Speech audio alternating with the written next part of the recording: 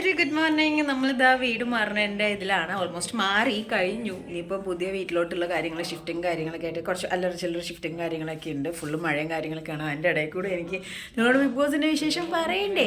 അപ്പം എവിക്ഷൻ ടൈമാണ് അല്ലേ. അപ്പോൾ ക്ലോസ് ടു ഫിനാലെ ആയതുകൊണ്ട് തന്നെ 1, 2, 3 പേര് എവിക്റ്റ് ആവാനുള്ള ചാൻസസ് ഉണ്ട്.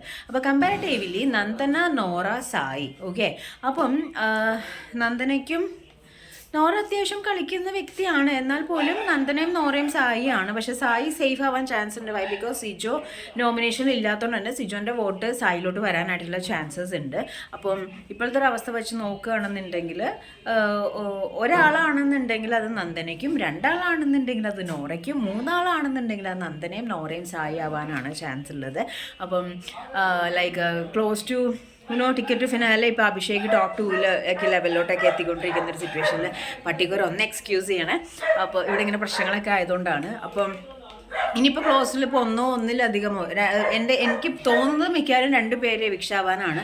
അതിലും കൂടുതൽ ചാൻസ് ഇപ്പോൾ സായി സേഫ് ആയതുകൊണ്ട് തന്നെ, സിജോൻ്റെ ഇത് വോട്ട് മറിഞ്ഞുകൊണ്ട് തന്നെ കൂടുതലും ചാൻസ് എനിക്ക് നന്ദനയ്ക്കാണ് ഉള്ളത്. അപ്പോൾ മേ ബി നന്ദന ഔട്ട് ആകുമ്പോൾ ആ ഒരു പെങ്ങളൂട്ടി എന്ന് പറയുന്ന ഒരു കൺസെപ്റ്റ് ബിഗ് ബോസിൽ നിന്നും ഇല്ലാതാവുകയാണ്. കാരണം അവരുടെയൊക്കെ നമ്മുടെ സായിയുടെയും അഭിഷേകിൻ്റെയൊക്കെ സിജോൻ്റെയൊക്കെ പെങ്ങളൂട്ടി ആ ഒരു വൈബ് മാറുകയാണ്. അപ്പം അറിയില്ല, എങ്ങാനും മാറ്റി പിടിച്ചിട്ട് ഇനി നേരെ ഈ സംഭവം 3 പേര് എന്നുള്ളത് തിരുവോന്ന് അറിയില്ല. പക്ഷേ സായി എനിക്ക് തോന്നുന്നു സിജോൻ്റെ വോട്ടിലാണ് സേഫ് ആവാനാണ് ചാൻസ്. നന്ദന കുറച്ച് ക്രൂഷ്യൽ സ്റ്റേജിലാണ്. എന്തായാലും നമുക്ക് അടുത്ത് തന്നെ എത്രയും വേഗം ആരാണ് എവിക്റ്റ് ആയെന്നുള്ള ഒരു അപ്ഡേറ്റ് നമുക്ക് ചെയ്യാൻ പറ്റുന്നതെന്ന് വിശ്വസിക്കുന്നു. അപ്പം സ്റ്റേ ട്യൂൺ. എല്ലാവരും ഹാപ്പി ആയിട്ട് സേഫ് ആയിട്ടിരിക്കുക. ഓക്കെ.